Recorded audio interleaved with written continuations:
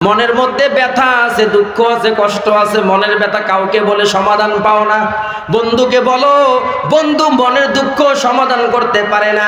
ডাক্তারের কাছে গেছো, ডাক্তার সাহেব যত বড় MBBS FCBS ডাক্তার হোক, আমার মনটা ভাঙ্গা, আমার মনের মধ্যে বড় দুঃখ।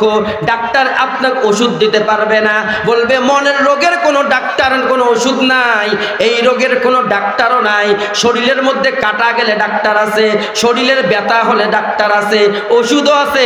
ওষুধে যদি কাজ না করে অ্যান্টিবায়োটিক আছে, এইটাও যদি কাজ না করে অ্যান্টিবায়োটিক ইনজেকশন আছে, কাজ করতে বাধ্য। কিন্তু না না, মনের ব্যথা কেউ দূর করতে পারে না। আল্লাহ বলেন, বান্দা মনের ব্যথা, মনের কষ্ট, মনের দুঃখ, মনের চিন্তা চেতনা যদি দূর করতে চাও, বান্দা তুমি কুরআনুল কারীমটা তেলাওয়াত করো।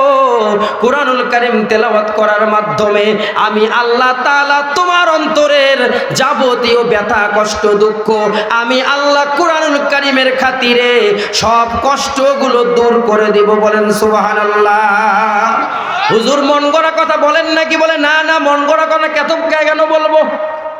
আমার বাবার কথা বলতে আসি নাই, পীর সাহেবের কথাও বলতে আসি নাই। আল্লাহ কোরআনের মধ্যে বলেন, ইন্নামাল মুমিনুনা আল্লাযীনা ইযা যুকিরাল্লাহু ওয়াজিলাত কুলুবুহুম ওয়া ইযা তুলিয়াত আলাইহিম আয়াতুহু যাদাতহুম ঈমানা।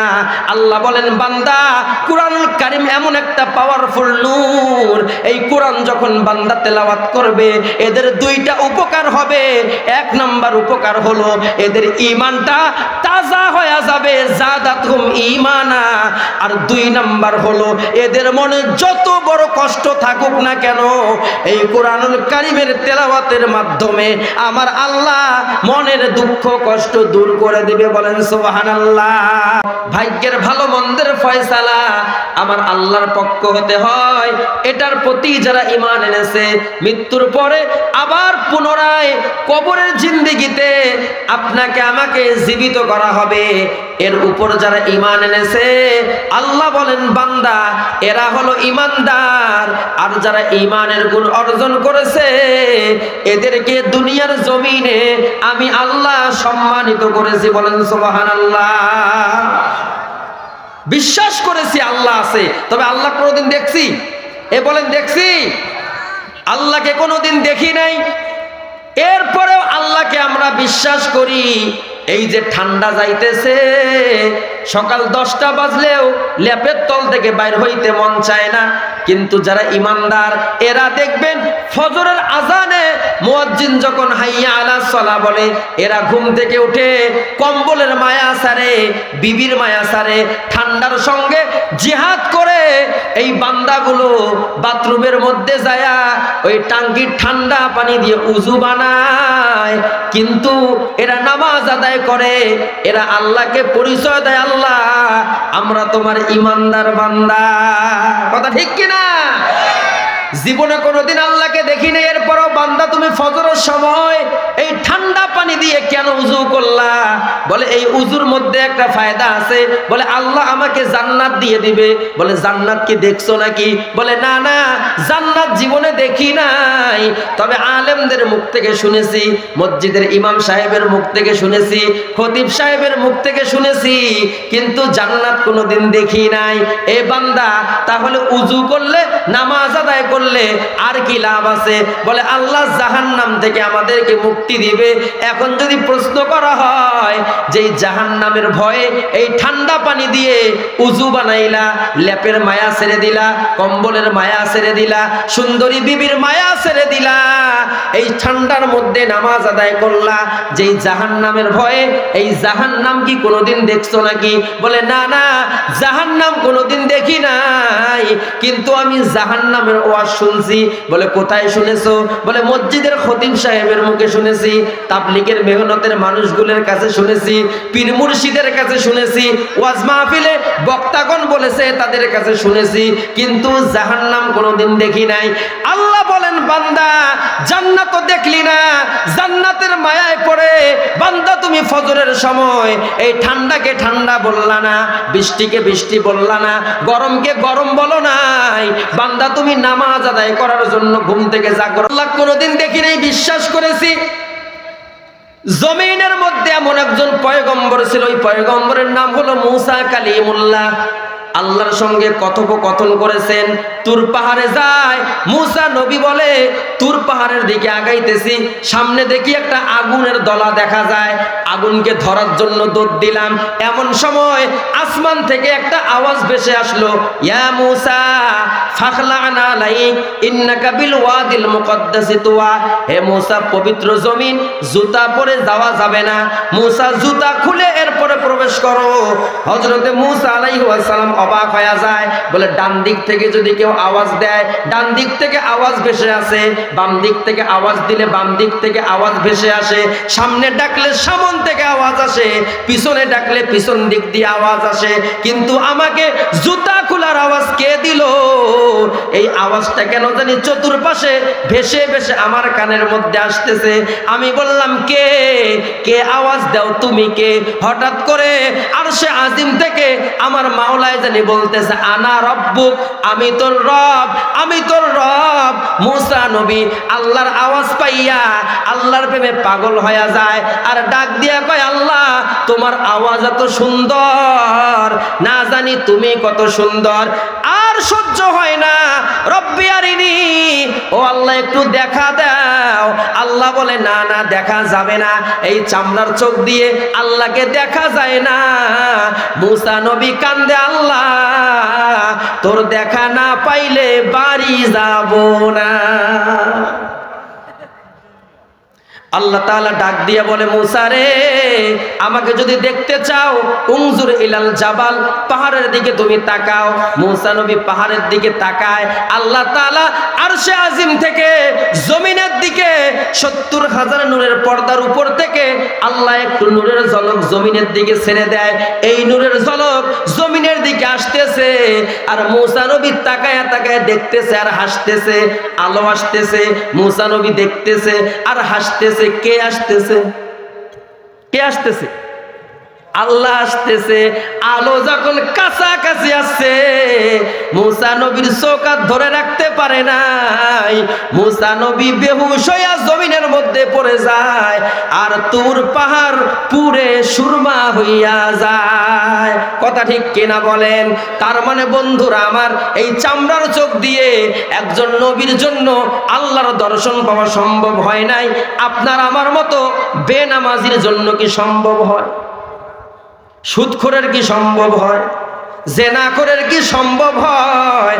না না, আল্লাহ তোমাকে দেখতে হবে না, এরপরেও তোমাকে বিশ্বাস করেছি। জান্নাত জাহান্নাম দেখতে হবে না, এরপরেও নামাজ ছাড়ি নাই, রোজা ছাড়ি নাই, জান্নাত জাহান্নাম দেখি নাই, এরপরেও সুদের খাতায় নাম লেখাই নাই, ঘুষের খাতায় নাম লেখাই নাই, জেনা ব্যভিচার করি নাই। ও আল্লাহ, দুনিয়ার জমিনে খারাপ কাজগুলো থেকে বিরত ছিলাম, ভালো কাজগুলো ধরার চেষ্টা করেছিলাম। কেন আল্লাহ তোমাকে দেখি নাই? বিশ্বাস করি তুমি একজন আছো আমার রব।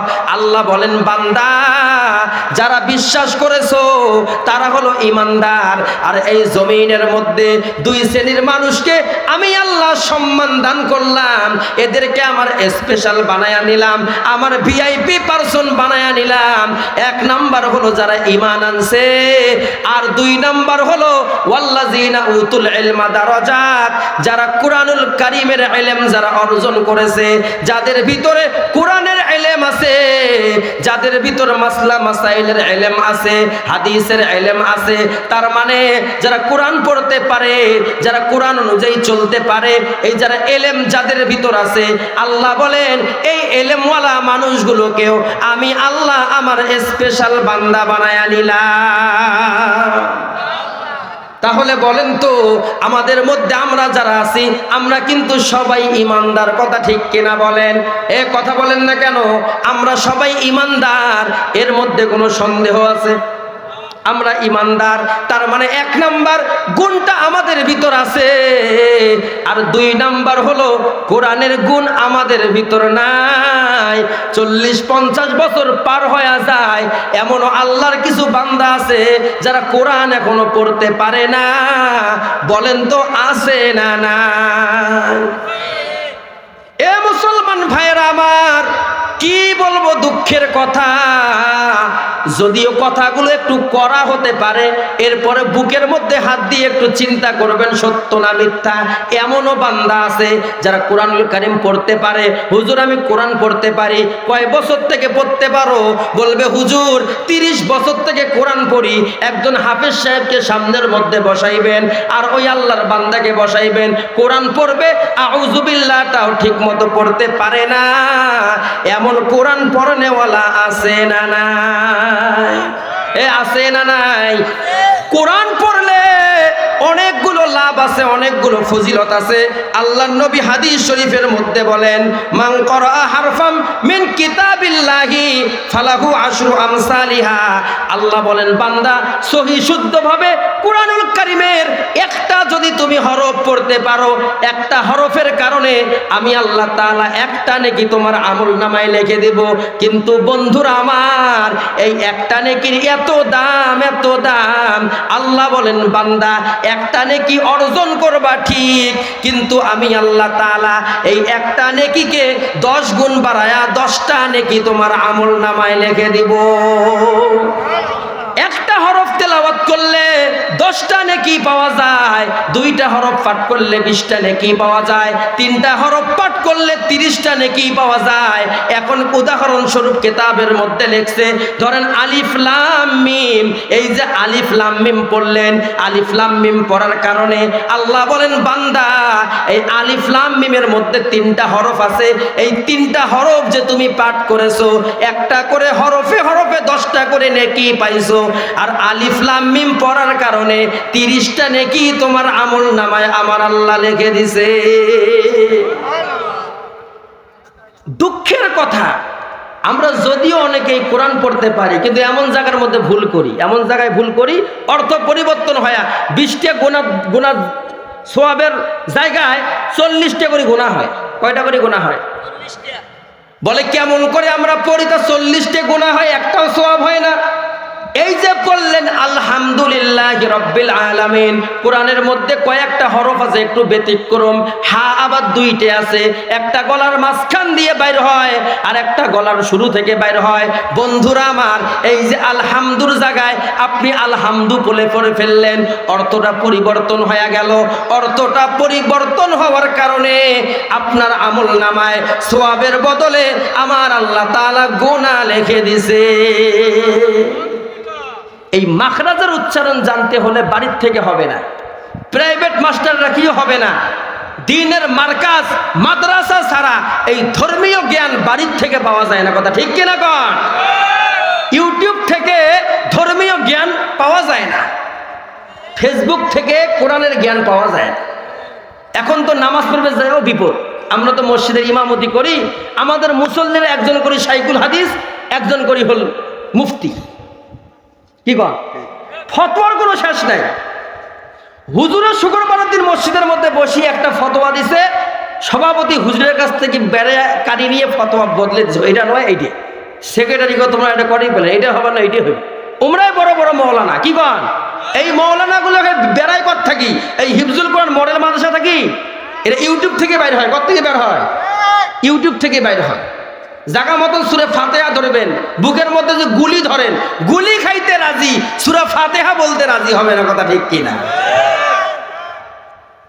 তাহলে মুসলমান ভাইরা আমার, কিসের এত অহংকার? আলহামদুর জায়গায় তুমি 40টা গুনাহ পাইলা, যেইখানের মধ্যে আলিফ লাম হা মিম দাল 5টা সব হরফ আছে, 5টা হরফে যেইখানে তোমার 50টা নেকি হওয়ার কথা, এমন অর্থ পরিবর্তন করে দিলা। এই 50টা নেকির বদলে 100টা গুনাহ নিয়ে বাড়িতে গেইলা। তার মানে বন্ধুরা আমার, কোরআনটা সঠিকভাবে পড়া দরকার আছে না নাই? বন্ধুরা আমার, কোরআন যদি সঠিকভাবে আপনি পড়তে পারেন, তাহলে আপনার প্রতিটা হরফে হরফে কয়টা করে নেকি দিবে? এ বলেন না, 10টা করে নেকি দিবে। বন্ধুরা আমার, তার মানে এখন প্রশ্ন করতে চাই, কোরআন পড়া দরকার আছে না নাই? এ মুসলমান ভাইয়েরা আমার, কোরআন এখন মানুষের হাতে হাতে। কোথায়?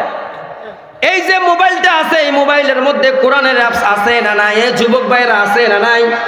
মাঠে ময়দানে বাজারে ঘাটে অফিসে, আদালতে, চাকরির চেয়ারে, ব্যবসার চেয়ারে আপনি স্টুডেন্ট, ছাত্র, শিক্ষক, শিক্ষী বলে মাদ্রাসা, স্কুলের চেয়ারে বসে আপনি যখনই ফ্রি সময় পাবেন এই কোরআনটা খুলে আপনি যদি একটা করে আয়াত পড়েন, একটা আয়াতের মধ্যে যদি 10টা করে হরফও থাকে, এই 10টা করে হরফের কারণে আপনি 100টা নেকি কামাই করতে পারবেন। কোরআন হাতে আছে, চাকরির চেয়ারে আছেন, একটু ফ্রি টাইম আপনি কোরআন পড়েন। ব্যবসার চেয়ারে আছেন, আপনি ফ্রি সময় আপনি কোরআন পড়েন। ভাই গলা ভেঙে যাচ্ছে, মাইক ক্লিয়ার করেন, কোরআন পড়েন। তাহলে বলেন তো কোরআন তেলাওয়াত করলে সওয়াব আছে না নাই? ভুলভাবে না সঠিকভাবে? তাহলে সঠিক যদি আমরা জানতে চাই, আমাদের তো কপাল খারাপ হুজুর, 50 বছর বয়সে জেল আসেন, কি ওই মাদ্রাসায় ভর্তি হওয়া সম্ভব? তা তোমার নাম কি তোমার বেটাটাকে বানাইবেন? তার বেটাও তো হয়ে গেছে 40 বছর, নাতি একটা জন্ম দিয়েছে, নাতিকেও কি তোমার নাম বানাইবেন? হ্যাঁ মুসলমান ভাইয়েরা আমার, তাহলে এখন শোনেন, কোরআন তেলাওয়াত করলে অনেকগুলো নেকি আছে। একটা নেকির কথা বলেছি, প্রতিটা হরফে হরফে 10টা করে নেকি পাওয়া যায়। আল্লাহর নবী হাদিস শরীফের মধ্যে বলেন, খায়রুকুম মান তাআল্লামাল কোরআন ওয়া আল্লামা, যারা কোরআন পড়ে আর যারা কোরআন মানুষকে শিখায়, এই দুই শ্রেণীর মানুষ দুনিয়ার মধ্যে যতগুলো মানুষ আছে, এসপিডিসি, ওসি, আইজি, এমপি, মন্ত্রী, প্রধানমন্ত্রী, যত জজ, ব্যারিস্টার, উকিল আছে, মুখতার আছে, দুনিয়ার জমিনে যত সম্মানী মানুষ আছে, আল্লাহ বলেন বান্দা যারা কোরআনুল কারীমের ছাত্র হতে পারছে এরা দুনিয়ার মধ্যে সব চাইতে দামি মানুষ, এরা সব চাইতে উত্তম মানুষ। বলেন সুবহানাল্লাহ। তার মানে বন্ধুরা আমার, কোরআনুল কারীমের ছাত্র হওয়া এটাও একটা ভাগ্যের বিষয়, কথা ঠিক কিনা? এ বলেন না কথা ঠিক কিনা? বন্ধুরা আমার, যারা কোরআনুল কারীমের যারা ছাত্র হয়, আল্লাহ বলেন এরা তলবে ইলম। বলে তলবে ইলম কি? আল্লাহর নবী বলেন তলবে ইলমের মর্যাদা এমন হতে পারে, এই তলবে ইলম গুলো যখন রাস্তা দিয়ে যখন হেঁটে যাবে, এই হেঁটে যাওয়ার কারণে তাদের পায়ের নিচে ফেরেশতারা নূরের পাখা বিছায়া দিবে। বন্ধুরা আমার, আমেরিকা থেকে যদি একজন, পাওয়ারফুল দেশ হলো আমেরিকা, ওই আমেরিকা থেকে যদি একজন যদি বড় মাপের নেতা বাংলার জমিনে আসে, এই বাংলাদেশের প্রেসিডেন্ট, প্রাইম মিনিস্টার, তাকে বরণ করার জন্য এয়ারপোর্টে কি যাবে না? এ যাবে কি যাবে না? বন্ধুরা আমার বলে না না, এয়ারপোর্টে আসছি, এই যে ফুলের মালা দিয়ে দিলাম, লাল গালিচা দিব, পাটা জমিনের মধ্যে ফালাইতে দিব না, পায়ের নিচে লাল গালিচা বিছায়া দেয়। কি গালিচা দেয়? লাল গালিচা বিছায়া দেয়। বলে লাল গালিচা কেন বিছায়া দিলেন? বলে পাওয়ারফুল দেশের পাওয়ারফুল নেতা বাংলার জমিনে আসছে, তার পাটা জমিনে ফালাইতে দিব না, লাল গালিচা বিছায়া দিলাম। আল্লাহ তাআলা বলেন বান্দা যারা কোরআনুল কারীমের ছাত্র হয়, এদের পায়ের নিচে এদের সম্মানে আমি আল্লাহ আমার নিষ্পাপ ফেরেশতাদের নূরের পাখা বিছায়া দেই। বন্ধু, ওই পাওয়ারফুল দেশের নেতার জন্য ওই এয়ারপোর্ট থেকে ওই বাংলাদেশের প্রেসিডেন্টের মেহমানখানা পর্যন্ত লাল গালিচা দিবে না। আল্লাহর নবী বলেন এই বাচ্চাটা যখন শহর দিয়ে হেঁটে যাবে তখনও তার পায়ের নিচে লাল গালিচা বিছায়া দেওয়া হবে। এই বাচ্চারা যদি গ্রামের রাস্তা দিয়ে হেঁটে যায় এরপরেও লাল গালিচা বিছায়া দেওয়া হবে। আইলে রাস্তা দিয়েও যদি হেঁটে যায় এদের সম্মানে আমার আল্লাহর পায়ের নিচে নূরের পাখা বিছায়া দিবে। বলেন সুবহানাল্লাহ। বন্ধুরা আমার, তার মানে কোরআনের ছাত্র যদি রাস্তা দিয়ে হেঁটে যায় ফেরেশতারা পায়ের নিচে পাখা বিছায়া দেয়, তাহলে বলেন তো এই কোরআন শিক্ষা, এই মাদ্রাসার শিক্ষার দাম আছে না নাই? নবীজি বলে শুধু তাই নয়, এই বাচ্চারা যদি কোনো কবরের পাশ দিয়ে হেঁটে যায়, এই কবরের পাশ দিয়ে হেঁটে যাওয়ার কারণে ওই কবরের আযাব আমার আল্লাহ তাআলা কিছুদিনের জন্য বন্ধ করে দেয়। স্কুলের শিক্ষা, কলেজের শিক্ষা, ভার্সিটির শিক্ষা, যত বড় অফিসার হোক কবরের পাশ দিয়ে গেলে কবরের আযাব মাফ করে দিবে? মাফ করে দিবে? মাদ্রাসার শিক্ষাটা এমন, বলে এরা যখন রাস্তা দিয়ে হেঁটে যায় এদের পায়ের নিচে ফেরেশতারা পাখা বিছায়, আর কবরের পাশ দিয়ে হেঁটে গেলে ফেরেশতারা এদের সম্মানে কবরের আযাব পর্যন্ত বন্ধ করে দেয়। দাম আছে না নাই? বলে শুধু কি তাই দাম? বলে না না, আরো দাম আছে। বলে আর কেমন দাম? আল্লাহ বলেন বান্দা মনের মধ্যে ব্যথা আছে, দুঃখ আছে, কষ্ট আছে, মনের ব্যথা কাউকে বলে সমাধান পাও না। বন্ধুকে বলো, বন্ধু মনের দুঃখ সমাধান করতে পারে না।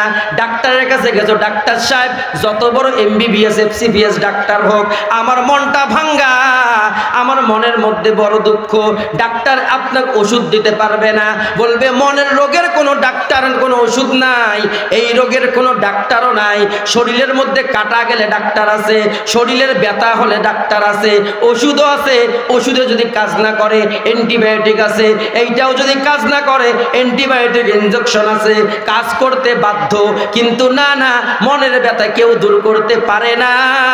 আল্লাহ বলেন বান্দা মনের ব্যথা, মনের কষ্ট, মনের দুঃখ, মনের চিন্তা চেতনা যদি দূর করতে চাও, বান্দা তুমি কুরআনুল কারীমটা তেলাওয়াত করো। কুরআনুল কারীম তেলাওয়াত করার মাধ্যমে আমি আল্লাহ তাআলা তোমার অন্তরের যাবতীয় ব্যথা, কষ্ট, দুঃখ আমি আল্লাহ কুরআনুল কারীমের খাতিরে সব কষ্টগুলো দূর করে দেব। বলেন সুবহানাল্লাহ। হুজুর মন গড়া কথা বলেন নাকি? বলে না না, মন গড়া কথা কেন বলবো? আমার বাবার কথা বলতে আসি নাই, পীর সাহেবের কথাও বলতে আসি নাই। আল্লাহ কোরআনের মধ্যে বলেন ইন্নামাল মুমিনুনা আল্লাযীনা ইযা যুকিরাল্লাহু ওয়াজিলাত কুলুবুহুম ওয়া ইযা তুলিয়াত আলাইহিম আয়াতুহু যাদাতহুম ঈমানা।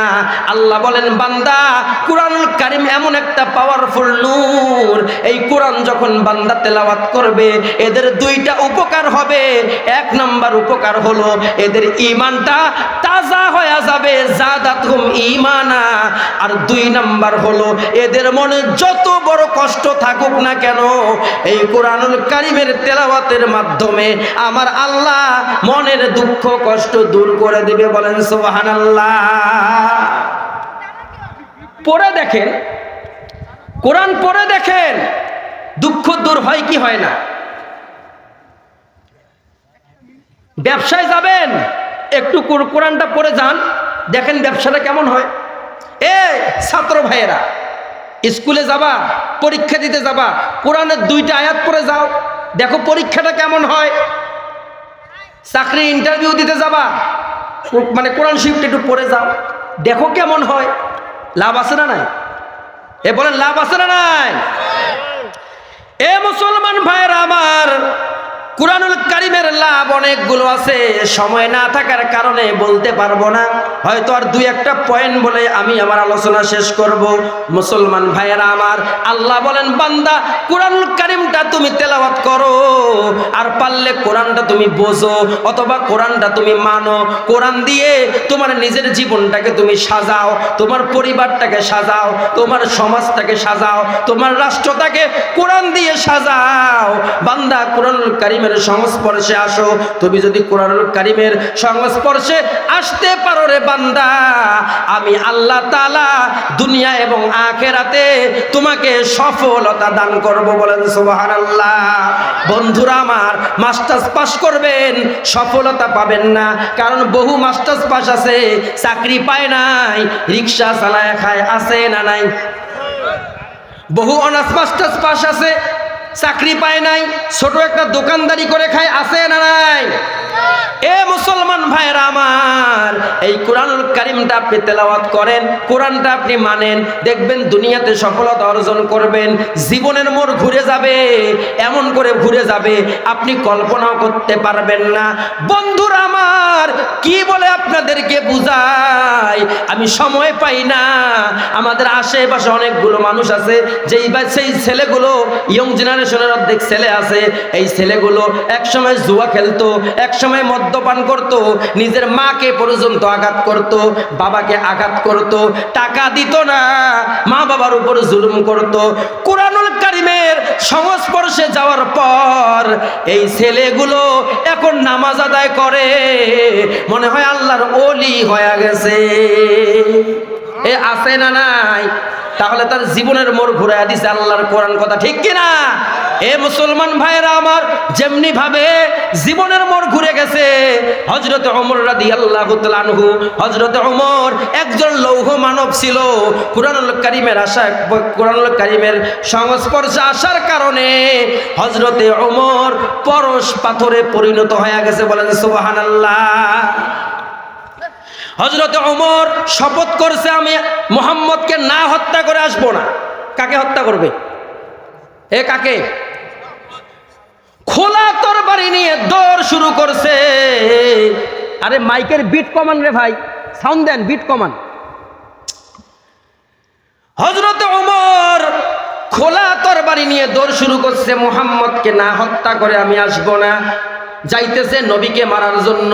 কাকে মারার জন্য? নবীকে মারার জন্য।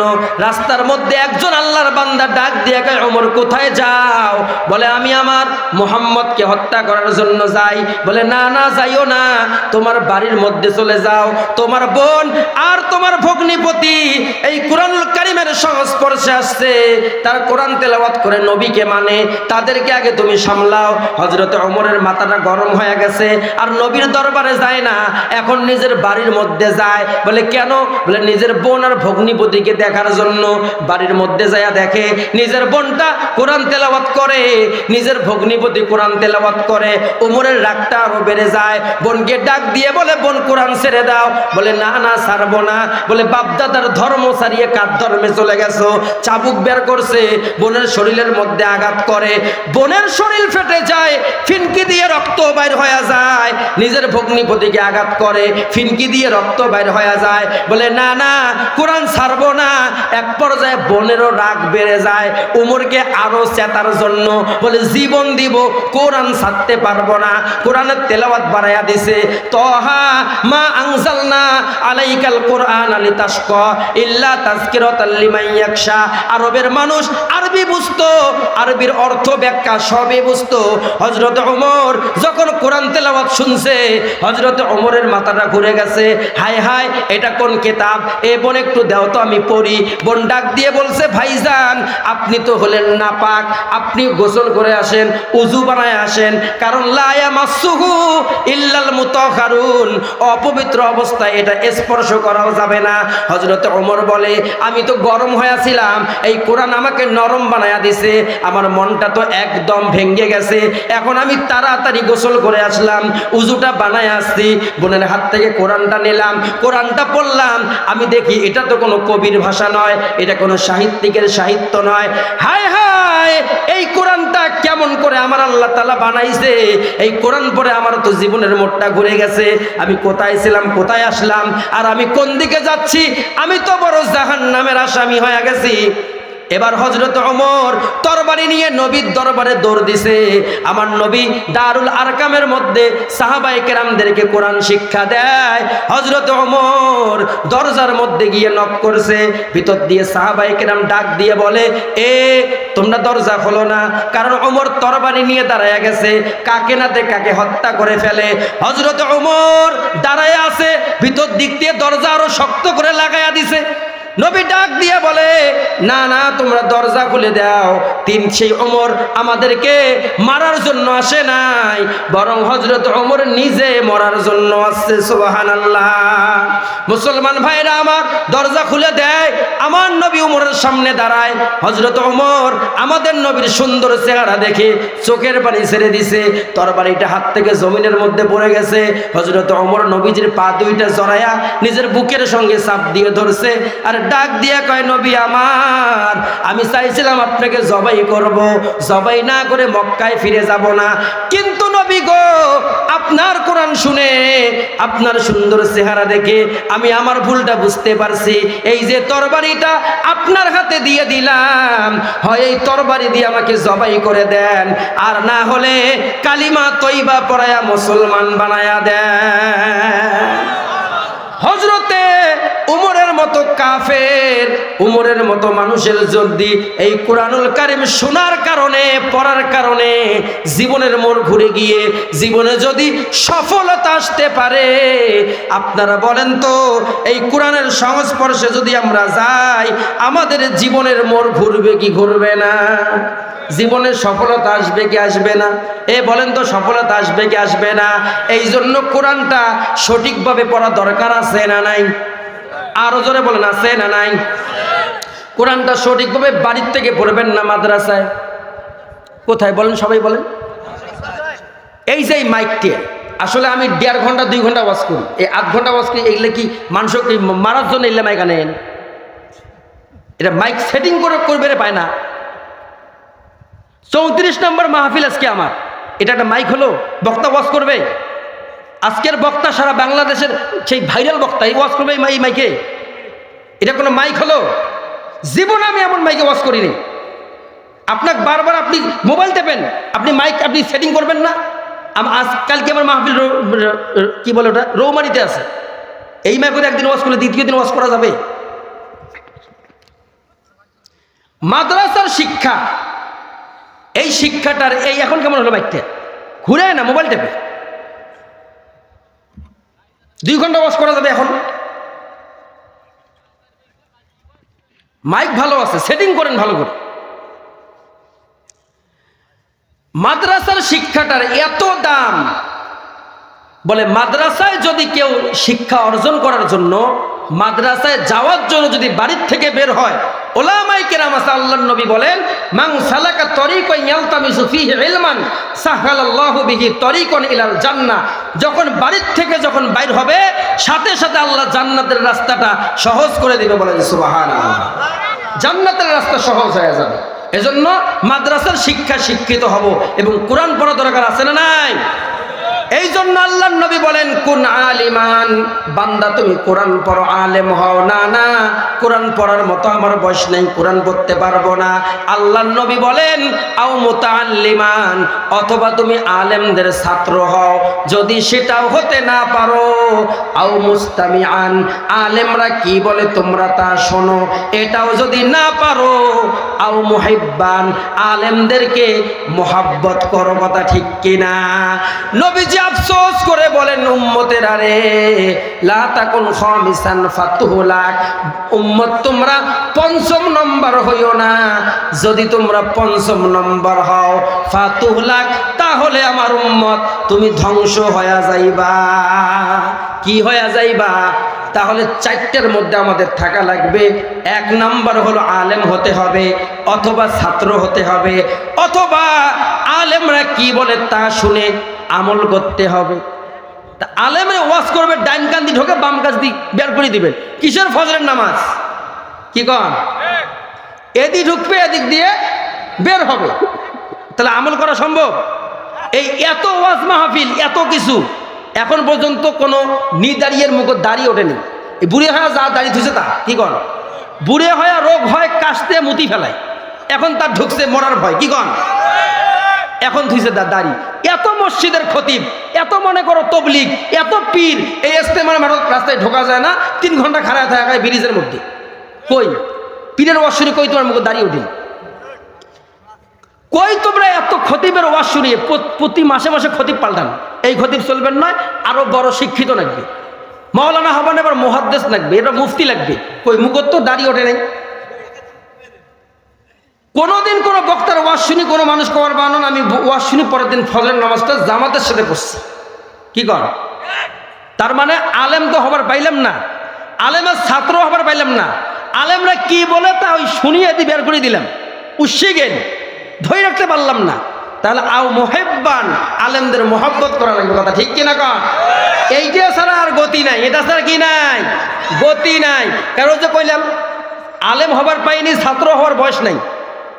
আলেম ওলামাই কি বলে তো বিষের মতো লাগে। কিসের মতো? আমরা কয়া গেল, কিসের নামাজ, কিসের রোজা? কোনো সুদখোর করার কারণে ওয়াজ শুনি আমি সুদ খাওয়া চাচ্ছি, কোনো ঘুষখোর করার কারণে আমি ওয়াজ শুনি আমি ঘুষটা বন্ধ করছি। চাকরি গেছে, আমি এখন হাজি হলাম, আমার আর ঘুষের দরকার নেই। তো ঘুষ দিবে কাহি? ক্ষমতা নেই, ঘুষ দিবে কাই? ঘুষ দিবে।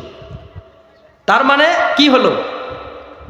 মানুষের চরিত্র ওয়াজ মাহফিল দিয়ে কখনো পরিবর্তন হবে না, কারণ মানুষের আমলের ইখলাস মানুষের ভিতর নেই। কথা ঠিক কিনা কন?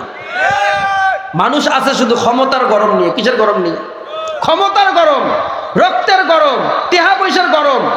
জমাজমির গরম, এগুলো নিয়ে মানুষ আছে। কিসের তোমার কোরআন, কিসের তোমার হাদিস? নেতা কি 2 টাকার নেতা হয়েছে?